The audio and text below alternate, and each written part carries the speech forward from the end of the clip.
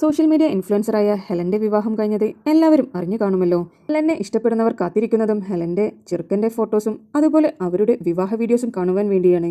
എന്നാൽ യൂട്യൂബിലൂടെ ഹെലൻ അതൊന്നും പബ്ലിക് ചെയ്തിട്ടില്ല. എന്നാൽ ഇൻസ്റ്റഗ്രാമിൽ ചില റീൽസായി അപ്ലോഡ് ചെയ്തുകൊണ്ടിരിക്കുന്നുണ്ട്. അതാണ് നിങ്ങളിപ്പോൾ ഇവിടെ കണ്ടുകൊണ്ടിരിക്കുന്നത്. എന്ത് ക്യൂട്ടായിട്ടുള്ള വീഡിയോസാണ്! എത്ര മനോഹരമായിട്ടുള്ള, ഒരുപാട് ആർഭാടങ്ങളും ആരവങ്ങളും ഒന്നുമില്ലാതെ ഒരു സിമ്പിൾ കല്യാണം. ശരിക്കും വിവാഹം കഴിക്കുകയാണെങ്കിൽ ഇതുപോലെ ലളിതമായി നന്നായി തന്നെ എൻജോയ് ചെയ്തിട്ട് വിവാഹം കഴിക്കാൻ സാധിക്കണം. ഹെലന്റെ വിവാഹം പോലും വളരെ സർപ്രൈസ് ആയിരുന്നു. കാരണം അതിനെക്കുറിച്ചുള്ള ഒരു ഹിന്റ് പോലും തരാതെയായിരുന്നു പുള്ളിക്കാരി പോയി കല്യാണം കഴിച്ചിരുന്നത്. ഹെലന്റെ ഇൻസ്റ്റഗ്രാം പോസ്റ്റിലൂടെയാണ് പല ആളുകളും ഹെലൻ വിവാഹിതയായി എന്നുള്ളത് പോലും അറിഞ്ഞു കാണുക. ഹെലന്റെ ഫോട്ടോസും വീഡിയോസും എല്ലാം കാണുമ്പോൾ എനിക്ക് പൃഥ്വിരാജ് പറഞ്ഞ ഡയലോഗാണ് ഓർമ്മ വരുന്നത്. വിവാഹം കഴിക്കുകയാണെങ്കിൽ ഞാനും സുപ്രിയയും വിവാഹം കഴിച്ചതുപോലെ പോയി കഴിക്കണം.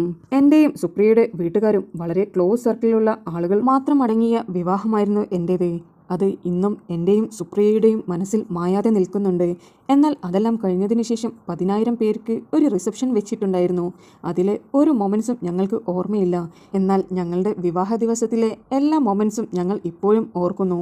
ആളുകൾ കൂടുന്തോറും നമ്മുടെ വിവാഹം നമുക്ക് എൻജോയ് ചെയ്യാൻ പറ്റാത്ത രീതിയിലേക്ക് മാറും. അതുകൊണ്ട് തന്നെ വിവാഹം കഴിക്കുകയാണെങ്കിൽ ഇതുപോലെ വളരെ സിമ്പിളായി നമുക്ക് വേണ്ടപ്പെട്ട നമ്മുടെ പ്രിയപ്പെട്ടവർ മാത്രം അടങ്ങുന്ന രീതിയിൽ ഒരു വിവാഹ പാർട്ടി അറേഞ്ച് ചെയ്യുക.